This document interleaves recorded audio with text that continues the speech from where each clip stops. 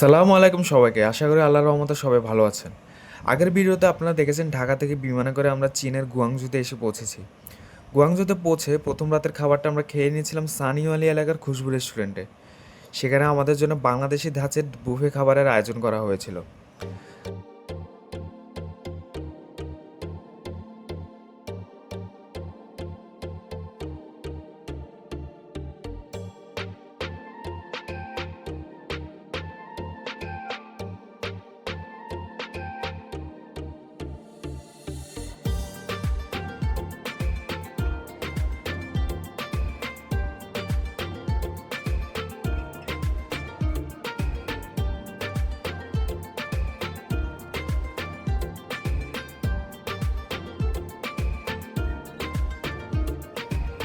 খাওয়া দাওয়া শেষ করে হোটেলে ফিরে আসি, কারণ পরদিন সকাল থেকে শুরু হবে গুয়াংজু শহর ঘুরে দেখার ব্যস্ত দিন।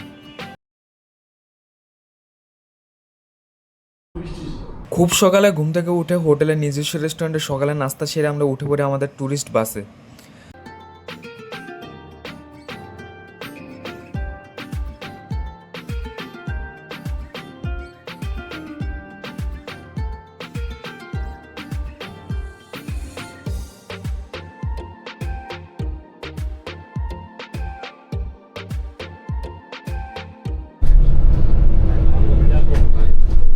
In the Hong Kong, Macau, Guangzhou, we say and the one another language for the Cantonese. We say the good morning. You say the 早上. Ah, that's true. 早上. You go to Hong Kong, Macau. You have another say Cantonese language. The morning say the 早上. And actually Monday in Beijing, you go to the Beijing. আজকের প্রথম গন্তব্য হুয়াচেং square. আমাদের hotel থেকে প্রায় 50 মিনিটের পথ পাড়ি দিয়ে অবশেষে আমরা এসে পৌঁছাই গুয়াংজুর অন্যতম সুন্দর ও আধুনিক এই এলাকায়। বাস থেকে নামতে চারপাশের দৃশ্য দেখে বেশ ভালো লাগছিল। চারদিকে সুউচ্চ ভবন, প্রশস্ত রাস্তা, পরিচ্ছন্ন পরিবেশ আর আধুনিক স্থাপত্য, সব মিলিয়ে মনে হচ্ছিল আমরা যেন একেবারে অন্য একটি শহরে চলে এসেছি। জায়গাটা বেশ সুন্দর, অপেরা হাউস বলা হয় এটাকে। আমরা এখন ওই দিকটা যাচ্ছি, ওইদিকে মনে হচ্ছে আরো কিছু প্লেস আছে। বিল্ডিং গুলো কি বড় বড় দেখুন।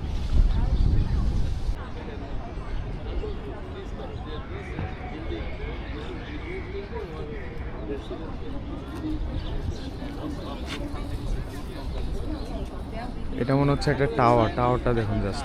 আর এর মাঝে সামনে চোখে পড়ল বিশাল একটি টাওয়ার। ক্যান্টন টাওয়ার গুয়াংজু শহরের সবচেয়ে পরিচিত স্থাপনাগুলোর একটি। এর উচ্চতা প্রায় 600 মিটার, ফলে অনেক দূর থেকেও এই টাওয়ারকে সহজে দেখা যায়।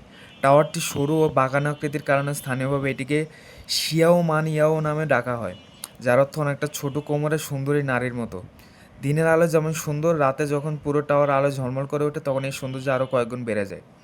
আমরা অবশ্য দিনের বেলাতে এখানে এসেছিলাম, তাই ক্যান্টন টাওয়ারকে সামনে রেখে বেশ কিছু ছবি ও ভিডিও ধারণ করে নিই।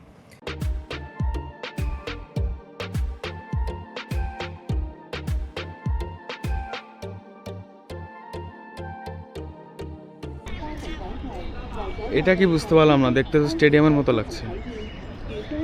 এটা কি স্টেডিয়াম? টাওয়ারের আশেপাশে তাকাতে আরও একটি বড় স্থাপনা চোখে পড়ে। এটি হলো হাইশিনশা এলাকা।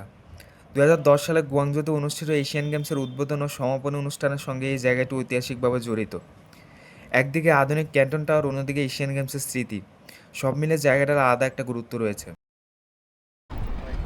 আমাদের এই জায়গাতে টোটাল 1 ঘন্টা সময় দেওয়া হয়েছে। 10:45 আমরা এই জায়গায় আসছি, 11:45 পর্যন্ত আমাদের সময় দেওয়া হয়েছে। দেখা যাক আর কী কী আছে প্লেসে।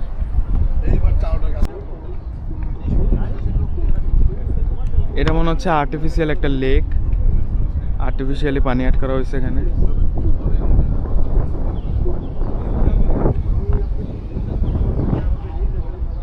এখানে শুনেছি হচ্ছে এশিয়ান গেমস হয়।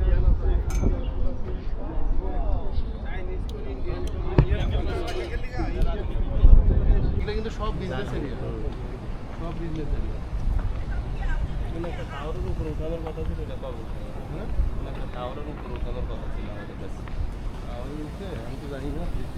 কিছুক্ষণ ঘোরাঘুরি করার পর আমরা চলে যাই হাইশিনশা দ্বীপের দিকে। এখানে বিভিন্ন ধরনের আধুনিক প্রযুক্তি ও রোবট প্রদর্শনের ব্যবস্থা করা হয়েছিল। ছোট ছোট রোবট থেকে শুরু করে বড় আকারের রোবট, বিভিন্ন ধরনের রোবট সেখানে দেখতে পেলাম। কিছু রোবটের পাশে আবার তাদের দাম এবং অন্যান্য তথ্য লেখা ছিল।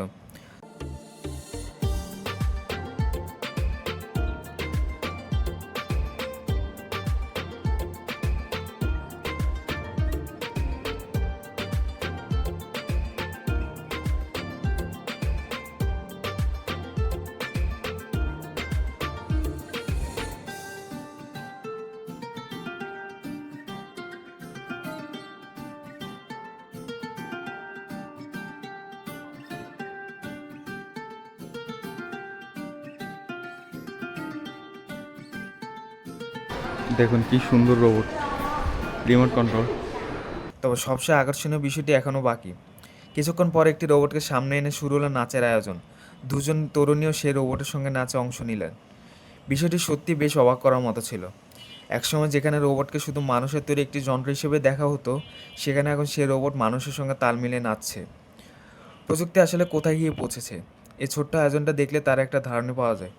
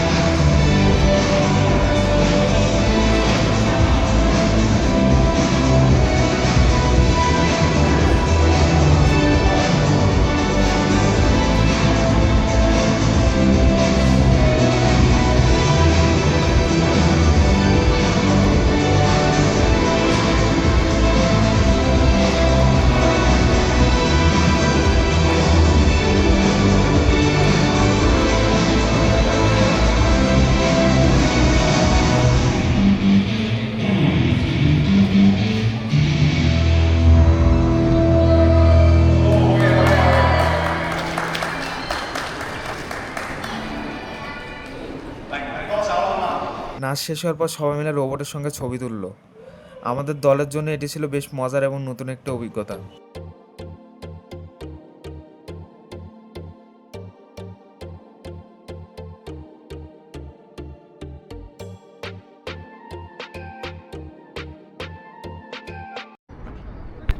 কি সুন্দর সুন্দর ফুল দেখুন।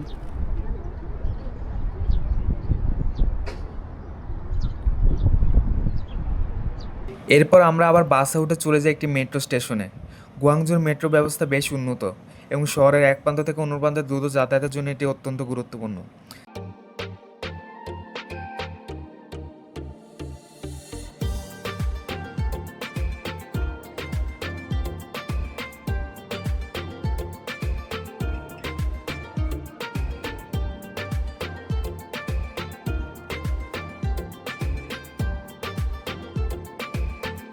আমরা এবার মেট্রোতে উঠে রওনা দিই পার্ল নদীর কাছাকাছি।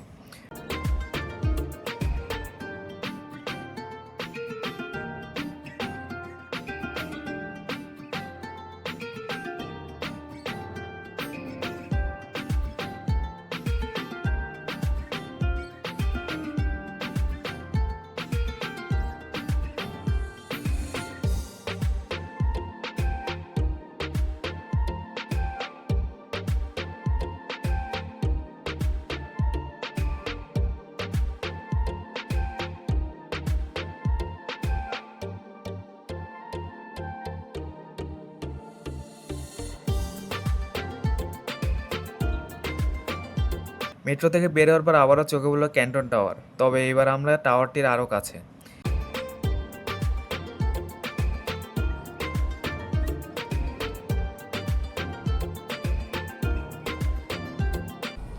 এই ক্রুজটা কিন্তু দেখতে দারুণ।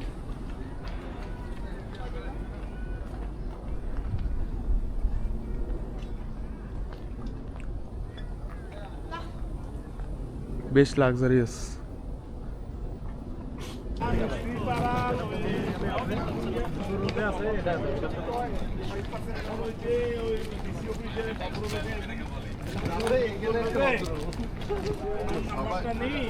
এখানে রয়েছে ক্যান্টন টাওয়ার প্লাজা, চারপাশে বিভিন্ন দোকান, খাবারের ব্যবস্থা এবং নানা ধরনের পণ্য দেখা যাচ্ছে।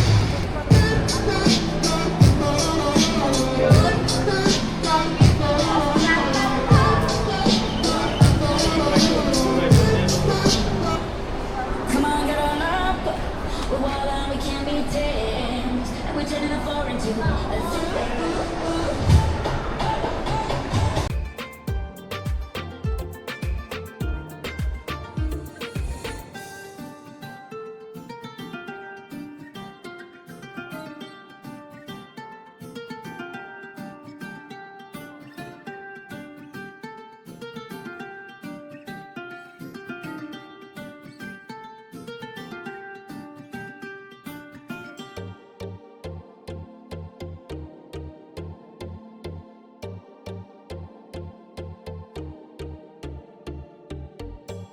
কিছুক্ষণ এখানে ঘোরাঘুরি করার পর দুপুরে খাবারের সময় হয়ে যাওয়ায় আমরা রওনা দিই একটি হালাল রেস্টুরেন্টের উদ্দেশ্যে।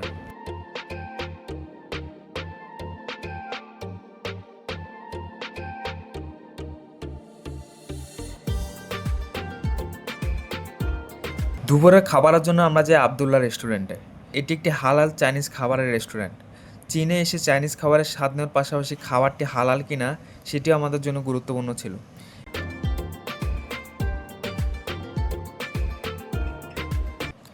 এখানে খাবার পরিবেশনের পদ্ধতিটাও বেশ ইন্টারেস্টিং, মানে মজার ছিল।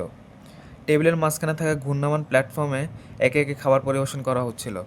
প্ল্যাটফর্মটা ঘুরিয়ে নিজের সামনে খাবার নিয়ে নেওয়া যায়। একসঙ্গে কয়েকজন বসে খাওয়ার জন্য পদ্ধতিটা বেশ সুবিধাজনকও মনে হলো।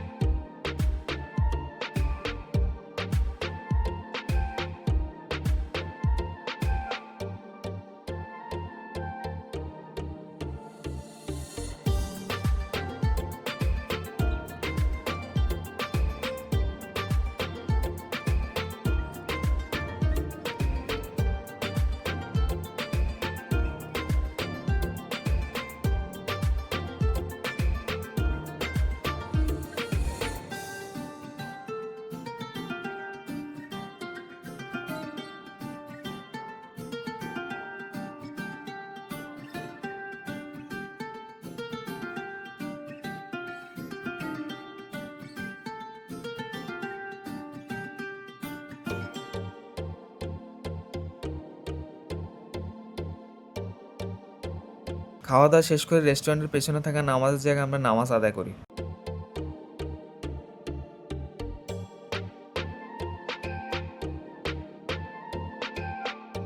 এখান থেকে কিন্তু আমাদের দিনের ভ্রমণ শেষ হয়নি, বরং সামনে তখনও অপেক্ষা করছিল গুয়াংজুর আরও কিছু সুন্দর জায়গা। পার্ল নদীতে ক্রুজ ভ্রমণ, নদীর দুই পাশের দৃশ্য এবং আরও কিছু দর্শনীয় স্থান, সব কিছুই ছিল আমাদের আজকের ভ্রমণ তালিকায়। কিন্তু একটি ভিডিওতে সব কিছু দেখাতে গেলে ভিডিওটা অনেক বড় হয়ে যাবে, তাই আজকের ভিডিও আমরা এখানেই শেষ করছি। পরবর্তী ভিডিওতে দেখাবো পার্ল নদীতে আমাদের নৌভ্রমণ কেমন ছিল, নদীর দুই পাশ থেকে গুয়াংজু শহরকে কেমন দেখায় এবং এরপর আমরা আর কোন কোন জায়গায় ঘুরেছি। তাই পরের ভিডিওটি অবশ্যই দেখতে বলবেন না। ভিডিওটি ভালো লেগে থাকলে একটি লাইক দিন, আপনার মূল্যবান মতামত কমেন্ট করে জানান, আর ইএমপি ব্রাদার্স চ্যানেলটি সাবস্ক্রাইব করে আমাদের সঙ্গে থাকুন। আমাদের এই চীন ভ্রমণের পুরো সিরিজটি আপনাদের সামনে ধীরে ধীরে তুলে ধরছি। আশা করি আমাদের চোখ দিয়ে চীনকে দেখতে আপনাদেরও ভালো লাগবে। সবাই ভালো থাকবেন। আল্লাহ হাফেজ।